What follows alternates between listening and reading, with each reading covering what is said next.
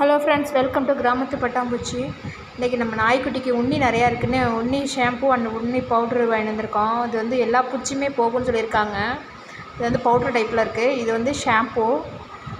இது போட்டால் கொஞ்சம் க்யூர் ஆகும்னு சொல்லியிருக்காங்க. நம்ம ஏற்கனவே ஆனால் இந்த டைப் தான் யூஸ் பண்ணியிருக்கோம். அப்போது நம்ம பப்பி சின்னதாக இருக்கும்போது யூஸ் பண்ணியிருக்கோம்.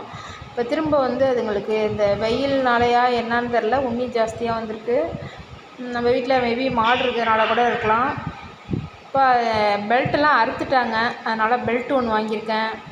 செயின் வந்து ஒரு எக்ஸ்ட்ரா ஒரு குட்டி ஒன்று புதுசாக நம்ம கண்டெடுத்துருக்கோம்ல, அவருக்கு செயினும் ஒரு பெல்ட்டும் ஒன்று எக்ஸஸாக வாங்கியிருக்கேன். குட்டி பையன்லாம் அவனுக்கு வாங்கியிருக்கேன்.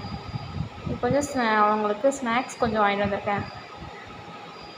எல்லாமே கலந்தது மாதிரி இருந்துச்சு. ஒரு 1/2 kg வாங்கியிருக்கேன். இது வந்து எங்களோட பெரிய டாமிக்கு இதெல்லாம் ரொம்ப பிடிக்கும். இது வந்து மட்டன் சொல்கிறாங்க, பீஃபா மட்டனான்னு தெரியல. வந்து பவுட்ரு வந்து ஹோலே இல்லாமல் இருந்துச்சு. நம்ம ஹோல் போட்டுட்டேன்.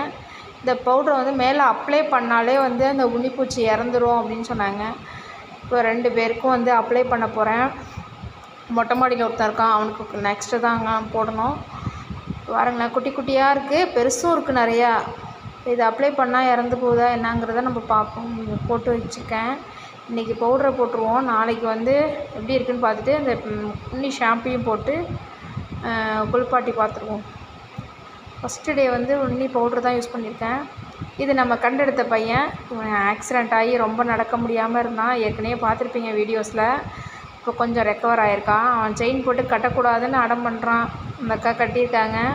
அவங்க பக்கத்தில் உள்ளவங்க வீட்டில் தான் வளர்ந்துக்கிட்டு இருக்கான்.